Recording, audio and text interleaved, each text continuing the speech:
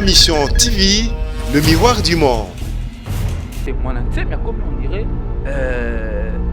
auteur ou soit auteur intellectuel, il y a trouble public, et puis comme il y a ordre. La force doit rester à la loi. Beaucoup de gens ont démontré à suffisance que on dirait bah il y a même pas des semaines qui bateau il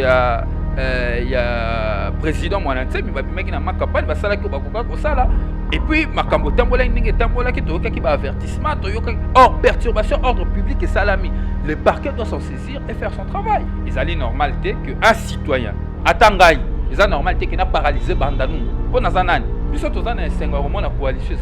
coalition ezali penda Félix Tshisekedi atambola malamu na Joseph Kabila bamone bakota coalition bamone ba soki malamu to mabeza na kati ba o nyoso moni bako chama kelele na kwa bambolombolo bango ba yisa biso ki basali coalition pour intérêt que makambo mboka tambola malamu oyo biso to kozela biso parti en vol ya honorable Denis Sanga to kozela ezali bilan na suka ya ba mandat na bango. Ma Mission TV, le miroir du monde. Ma Mission TV, chaîne en référence, mbote na bande nyonso bozota la biso partout dans le monde. Na confiance nyonso bomesana kopé sabiso, surtout les kinabino mwana nabino Martin Engi na musala kitoko na mesana ko sela bino na kati ya Ma Mission TV nde ba actualité ezo leka chaque jour tozali kolala tozali kolamuka ba actualité na kati ya mboka na biso ezali kokoba se kokoba. Alors yango tolobaka lelo pe tokomi wapi tozali kokende wapi. Alors, lelo na embeli bino na Ma Mission TV, maître Rodrigue Ramazani, Nasir ako se présenter pe bokoye bae soki azali nani na bateau déjà bae bien c'est bon, o pe bae bien té lelo pe ako se présenter, boye ba comme invité oyo Martin ayambie na Ma Mission TV. Bonjour maître Rodrigue. Bonjour Martin. Maître Rodrigue, avant tout banda d'abord il faut tout na bonne santé, santé zane. Santé zali malamu mingi sauf que tozana ikenge na makambo ya oyo fukamisi mokili mobimba donc yango wana ka bobangi na biso bokebi na biso yango to ko continuer ko sensibiliser population to ko senga na population ba respecter ba mesures ya hygiène ba sukola maboko ngonga nyonso ko pangusa bisika o basimbaka mingi mingi ba poignard ba porte ba mesa ko pangusa ngonga nyonso et puis qu'on respecte les gestes barrières. Oh, le biais était tout pesa na mambote te, tout yambanaka te, tout pesa na babizute, tout garder distanciation sociale. Oh, ils allaient à peu près 1 mètre pour se protéger na maladie. On n'a pas embatté. C'est ça la makolote. Bisonde ba tout pesa rango makolo. Bisonde to kotambusa makolo. To kotambusa coronavirus. Alors, merci, on a maître Rodrigue Ramazani. Alors, maître Rodrigue Ramazani, avant tout kota na mwana solo na biso, ndeto eli lelo na lingi se présenter na bande konyo so bazota layo partout dans le monde na Ma Mission TV. Oui, comme on a Rodrigue Ramazani, nazali avocat de profession, nazali moi politique, kumbelaka politique na kati ya disanga ya en vol où ezali dirigé na mwana mboka honorable Denis Sanga au tobengaka le cerveau d'État et kotambo mana maboko na ye toza bongo na kati ya parti en vol kuna nazali porte-parole adjoint ya parti nde malembe toko bunda etumba ya démocratie pour ete Congo etelema population et mona finalement esengo ya kozala congolais. Alors, maître Rodrigue, Yozali, maître avocat de Batoubaye Bielio. Alors, Tokolo Bara par rapport à Bokono, vraiment, Ezali na kati mboka na biso République démocratique du Congo, Ezali ko déranger Mokil Mobimba, lelo makamba malonga, Ezali ko salamate, misale ezalite, lelo tant moni peuple congolais, azali na ba doute pour na bokono o ezali, azali kondimate ke maladie o ezali, étant que yo ozali maître avocat, ozali porte-parole, okoki ko pesa message nini ya kime pa ya population nyonso bazotala te bato bazali kambo na liseki te. Est-ce que tokoki ko continue komona ngo liseki na ngonga oyo ba aéroport ezali ya kokanga ba bitelu ba bisika bana na biso bakendaka kelasi bizali ya kokangama ba confiner Gombe ba décréter état d'urgence moto ko bima na Kinshasa te ezali likambo ko zwana ndenga liseki te yango na koyebisa ngonga nyonso na population surtout na population oyo ya ngai esika na vandi na bandolungwa nakoyebisa ngonga nyonso nakokutana na bilenge ngonga nyonso nakozala pembeni ya bato koyebisa bango bazwa likanisi oyo sérieux. C'est vrai que ndenge tokotambola tokomona mpenza ndenge na biso ya kovivre ya kobika apparemment bato bakozwa mpenza conscience ya likambo wana te. Maladi wana ezali ekoboma soki bamboka lokola États-Unis d'Amérique, ba Espagne, ba Italie, ba France, bisika oyo ba infrastructure ezali ya makasi, ba appareil ba respirateur mizali, bisika ba respirateur mizali baza kosouffrir mpona mabokono oyo boni biso oyo epai oyo wapi leta abosana biso respirateur nayebi te soki ekomi combien certainement na badome na ebandeli yaki ya mibale bahôpitaux ya malonga mizali te. Alors tozali na intérêt makasi ya kozwa likambo oyo au sérieux, tozwa yango mpenza au sérieux pour que tomibatela mpe tobatela bato nyonso tolingi yango tozoloba soki mpenza likambo ya malonga mpe ya kosala eza te libanda tovanda na ndako. Alors maître Rodrigue, question mosusu na rotuna yo ozali maître na mboka na biso République démocratique du Congo, justice ya mboka na biso etant ke bino ozali ba maître omonaka yango ezalaka ndenge nini justice ya mboka na biso? Bon, justice ya mboka na biso eza kosouffrir na problème nanu ya indépendance. Justice ya mboka na biso c'est vrai ba texte ebele notamment constitution ya mboka mbo ekoli kondi ekopesa na pouvoir judiciaire indépendance na yango. Mais beaucoup remarqué na faisabilité na bosaleli justice na boko rendre ba décision en justice to na ekumbeli ya ba action publique to ekumbeli ya kolandela ka makambo ba infraction apparemment makambo politique mikokota ngonga nyonso eko influencer d'où eza ko remettre en cause l'indépendance de la justice. Le vrai problème, il y a justice, il y a indépendance et puis autre chose, que tu as la condition, il y a des magistrats, il y a des grève kalate, il y a des revendications, mais il y a des réformes profondes, il y a des justice, il y a des écoles, il y a des mitelema, pambate, et à l'inde justice, la justice élève une nation, dengue biblié le bas. Alors merci Boyoki maître Ramazani, donc maître Rodrigue Ramazani ndenge a ABC biso vraiment to comprendre ndenge justice ya mboka na biso ezali. Alors maître Rodrigue to monaki président de la République Félix Tshisekedi a publié qui ordonnance moko ya lutte contre la corruption na ebité soki okoki kopesa message nini ba ndeko nyonso batalo partout dans le monde na ma mission TV. Oui, nakanisi ezalaki le 17 mars dernier nde mokonzi ya mboka a promulgaki ordonnance numéro 020/013 bis il y a 17 mars 2020 ont porté création, organisation et fonctionnement il y a agence il y a lutte contre la corruption APLC en sigle agence a promulgaki ordonnance ezali le kanisi ya mabete. Hein, Pambate, biso, parti politique en vol. Donc la partie politique, parmi les raisons d'être en abisso, donc c'est là qui en vol est à la partie politique. Honorable c'est Sangana, cofondateur Nyon sur la partie, va décider de créer en vol. Et c'est là qui parce que constate que et c'est là qui n'a bilo commis ça tout. L'État, pouvoir public, et c'est là qui constate là depuis qu'à la kino lelo, azaki constate là pour na commis vandi sana bokondi. Il y a les bosses là qui ignorance la population. Il y a mis zali pauvreté ya population. Il y a mis ça zali corruption. Il y a biloko mis ça ignorance, pauvreté na corruption nde pouvoir public ça la lokola levier ya vitesse pour na komi vandisa pour na ko vandisa bokondi. Pour na ko vandisa bokondi nai ba pesi population bazala na libunga po baye ba makamamboka te basali ke population za na bobola. Pomba te basaka na bango na activité politique peut savoir ba 1000 francs na ba 2000 francs basali était corruption ezala eloko ko débaucher ka batu ko futaka na justice pour justice ça la musana ye malamu te nde biso to combattre ka pe corruption ezali likanisi ya malamu na mboka na biso il faut ko combattre corruption likanisi ezali malamu mais kasi na kati ya mboka to ko luka ko tonga nini lelo o to ko bunda depuis biso en vol tozali kino lelo na ba politique ba o ba komi à pouvoir lelo to bunda etumba ya état de droit. Biso to continuer ko bunda tumba état de droit parce que eza idéal au mboka na biso il faut atteindre mais état de droit wana elinko lobani inko lobake ba institution ya mboka baza na CP ya mibeko eza likolo na bango kobanda na libeko likondi constitution kasi ordonnance oyo euti kozala promulguer biso totali yango malamu soki olandeli yango na kati okokonstate ke ordonnance wana violer constitution violer constitution na ndenge nini ordonnance wana biso tokoreproche yango ordonnance wana tokoreproche yango pamba te ezali intervenir na oyo babengaka na domaine ya loi et intervenir na oyo babengi domaine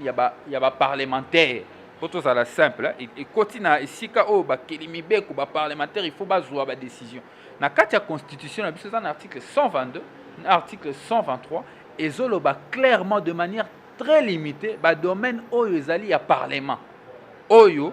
pouvoir exécutif akoki kokota te pamba te président de la république aza na kati ya pouvoir exécutif akoki kokota te notamment kosala procédure pour créer service public ezali na domaine ya pouvoir public sika soko koti na kati ordonnance ya tata mokonzi ya oyo ya publiaki boko constater que ya liboso ordonnance wana ezopesa agence wana pouvoir moko ya monene ya kosakana te okoki ko imaginer que agence wana oyo ezali service na kati ya présidence ekoki kozwa plainte que lelo namoni ete moto moko azali na likati ya likambo ya corruption naki koporter plainte akoki koyamba badénonciation akoki koprocéder na baarrestation kokanga lelo agence wana soki aconstaté infraction asali banquête na ye akei liboso ya parquet akete ke parquet asala oyo batalaka avérifier soki akoki kolandela likambo te apesi parquet injonction wana eza article 3 alinéa 3 ya ordonnance wana portant lutte contre la corruption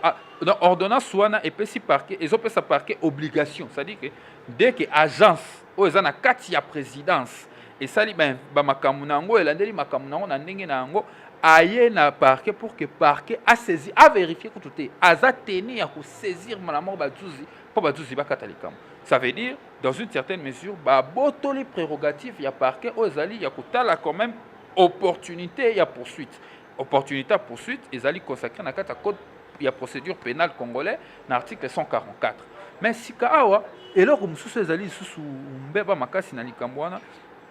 eza lokola mokonzi ya mboka akomi en même temps agence wana eza na autorité na ye ye nde mokonzi ya agence wana mokonzi ya mboka ye nde mokonzi ya agence wana ya lutte contre ya corruption sika awa akomi ye moko magistrat ye moko membre ya pouvoir judiciaire ye moko lisusu membre ya pouvoir exécutif ekobala na mpenza te pamba te pouvoir judiciaire aza na indépendance na ye pouvoir exécutif mpe aza na indépendance na ye moko oyo akoki kokota na makambo oyo te oyo mpe akoki kokota na mutu aza na makambo mutu na makambo na ye mais ordonnance wana ekopesa mokonzi ya mboka possibilité ya kozala en même temps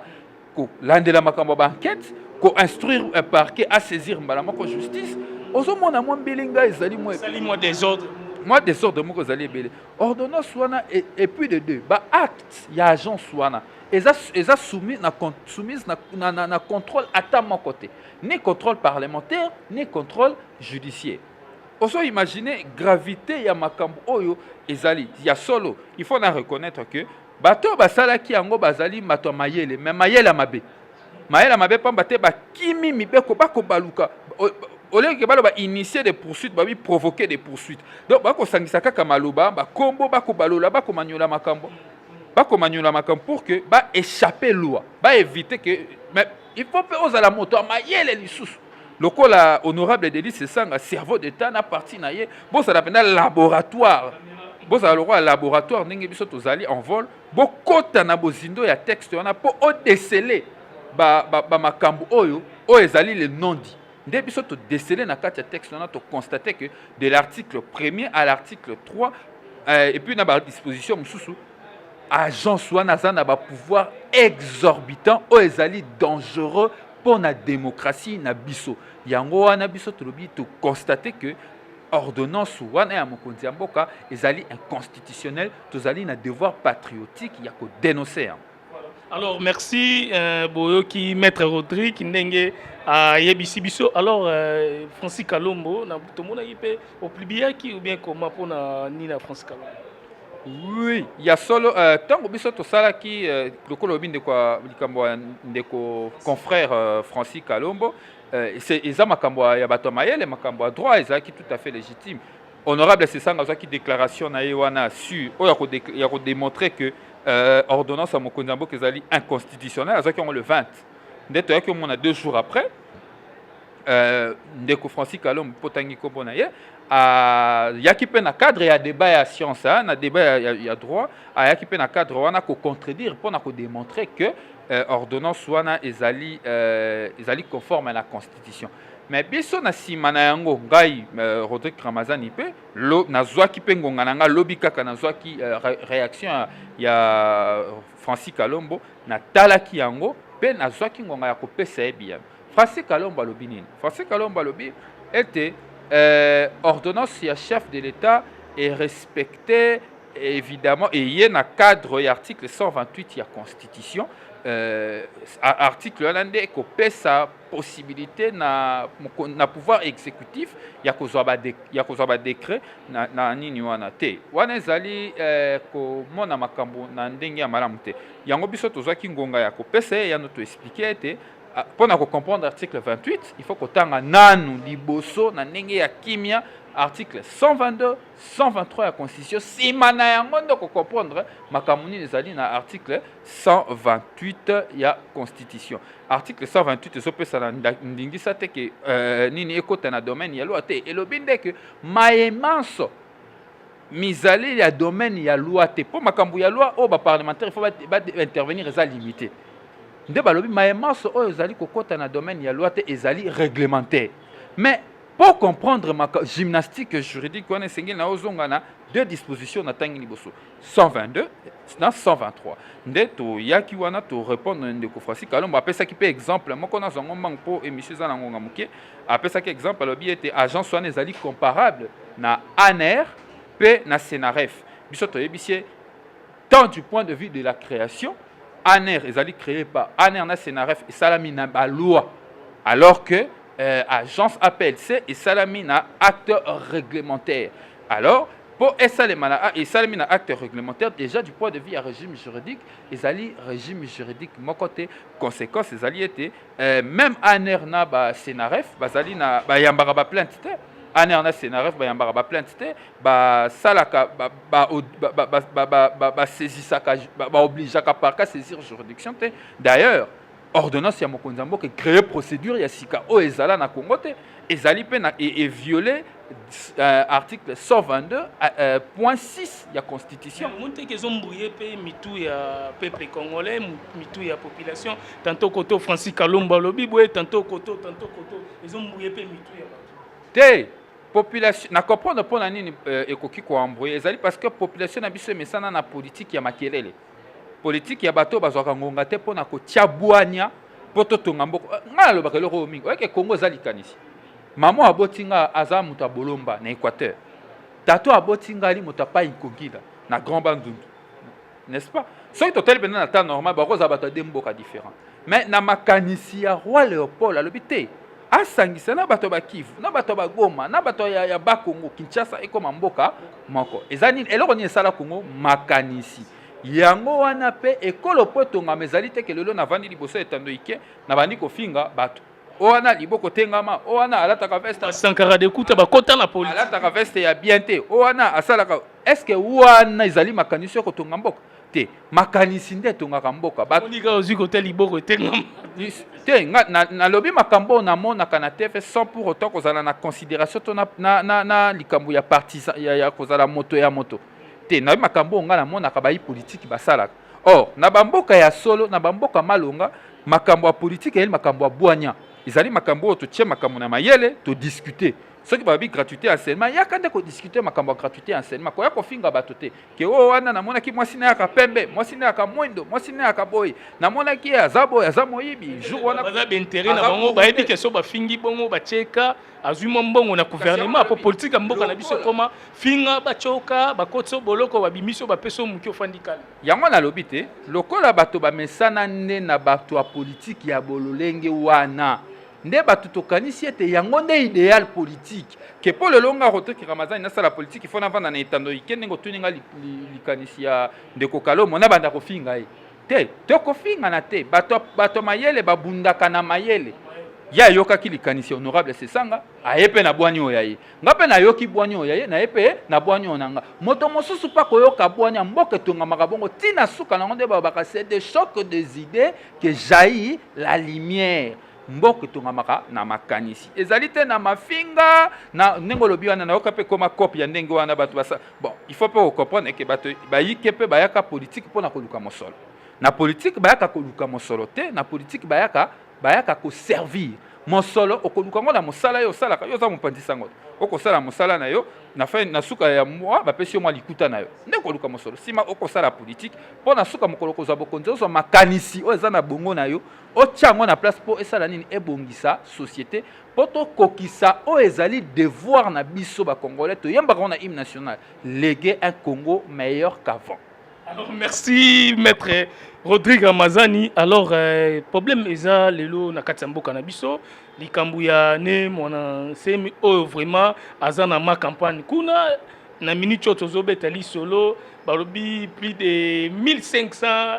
policiers baza kuna o vraiment balingi bakange ba entouré pena certains na wana nyonso po bakanga ya kota boloko. Alors, kuna déjà ba gaz masasi ezobetama ya ndenge na ndenge po bakanga kaka mwana semi na ebite message étant que tozana président de la République na mboka na biso Félix Tshisekedi koto mwana semi pe lobi yende il faut comme président de la République azana batune na ebite message oyo po bakanga il faut 1500 police bazala kuna nauti koloba awa makambo ya politique eza makambo ya bwanya eza makambo ya makanisi eza makambo ya mafinga te. Oh, il faut que bezali ke école nyonso eza na mibeko. Lokola ya mibeko ezali pe na ba institution oyo na école batia po elandela botosi ya mibeko. Il y a de forces de l'ordre. Oh, bazo veiller na ordre public, maintien ordre public. Ezali normal te que ngai individu Nazala, semeur de troubles au su et au vu de tous.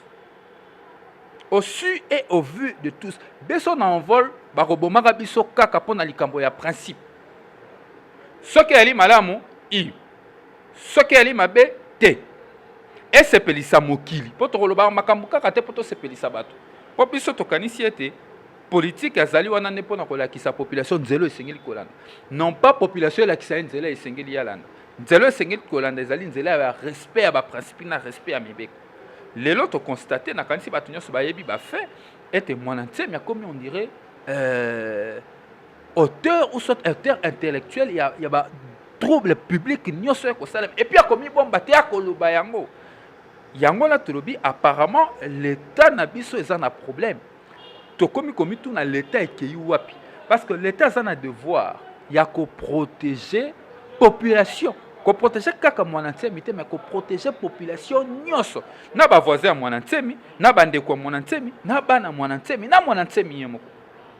Alors ce que comme na ba acte oyo eko violer ce que comme na ba acte oyo eko violer mibeko boya répétition.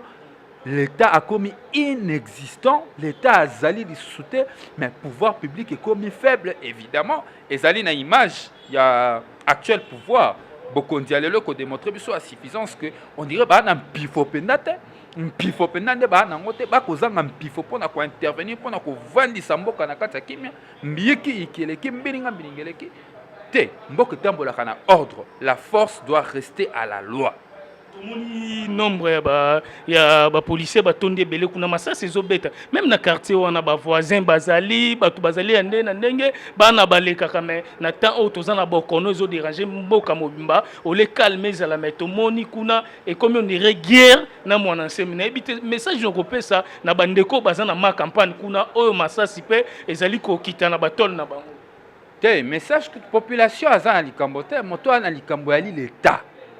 L'État est singeli à protéger la population. Et ça, anormal qu'il n'y a même pas 2 semaines, tu as vu ma station, ma campagne.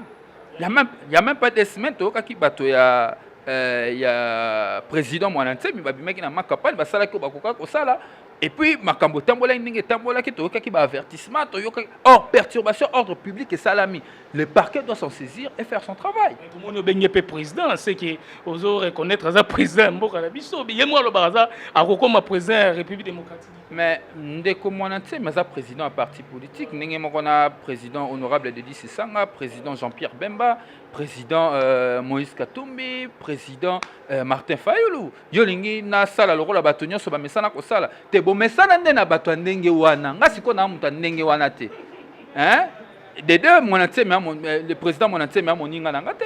Ah moninga nanga te. As acteur politique lokola nga certes mais ah moninga nanga te ni na mozo sala ma ba président Moïse Otangi est-ce que bazali ko sala ngo président na bengue président non pas pour un chef de l'état, la bengue président parce que ça président un parti politique dans une certaine mesure tout ça bantou je lui dois du respect, n'est-ce pas? Pour na ça la politique nanga na zana besoin ya diminuer mutu tete ko finga moto wana ezali comme on dirait guerre police abeta bwe bango pena minduki na mamba beta bwe comme on dirait kito côté de yango to lobité. Oh, il faut ça les mazali, force il faut zonger la loi. La police, monsieur Sengele Sala Mosala, nango ya métier ordre public, mission na principale. Ils allaient normalité que un citoyen, atangay, ils a normalité que na paralysé bandanungo. Pour nazanan. Ba droit nanga esuki, et si ka ba o ya baninge bandi, n'est-ce pas? Ce qui azali citoyen congolais, il faut l'ande la procédure ninge zalaka ba constater qu'il a perturbé l'ordre public, ba convoquer na parquet, ba entendre ye. Ce ba moni que simbité ba tindele ba convocation boy ko ya ba tindele mandat d'amener. Kanga ke liboso kota ki makala to moni ndeko bimaki o makala bukana ki onini mais lelo to moni susu respecter na mokonza mboka ezali peut-être ko kitsa mokonza mboka valeur pour mon ancien. Yango la lobby, nyonso wana ezokota na cadre ya organisation ya l'état. L'état ba mema wana ba sentiment te na ba bulu yekete. L'état ezali boutique to ndako ya moto te to famille ya moto te. L'état ezali pona biso nyonso, l'état ya ngai, l'état ya yo, l'état ya Félix Tshisekedi, l'état honorable Dedi Sesanga, l'état ezali ya bato nyonso. Moto akoki koloba te ke Congo ezali ya tata to mama na ya tikela ye. Azali te. N'est-ce pas? Mais Bekonde, il faut aller à biso nyonso. Yango na lobaki ah la force doit rester à la loi et les instances habilitées à faire respecter la loi, il faut ba salande mosala na bango. Alors merci, rencontre ya président Félix Tshisekedi na président Nabiso honoraire Joseph Kabila na ebité message noko pesa po tozomona déjà PPRD na IDPS boyokani ezalité na deux partis wana mais président de la République Félix Tshisekedi bazali toujours kosolo calmement bazali na bango kosolo la très bien mais deux partis ezali na koyokanité na ebité soki okoko pesa message nini ndenge bakutana ki basolo la ki. Oh, pour na biso na envol to lo barango toujours. Biso tozana esenga romo na coalition ezali. Coalition ezali penda Félix Tshisekedi atambola malamu na Joseph Kabila. Bango de bakonza coalition. Bango de ba soki malamu to mabeza na kati. Ba oh nyonso moni ba ko chama kelele na kwa bambolombolo. Voilà na ebiso na armée ba généraux ba telemi e bongo soda molongo akosala makelele na kwa quartier. Toyoka soda molongo to toyoka général. Toyoka général. Donc ba généraux ya coalition ba ezali malamu. Nzele kotambola malamu biso to koyebisa bango d'ailleurs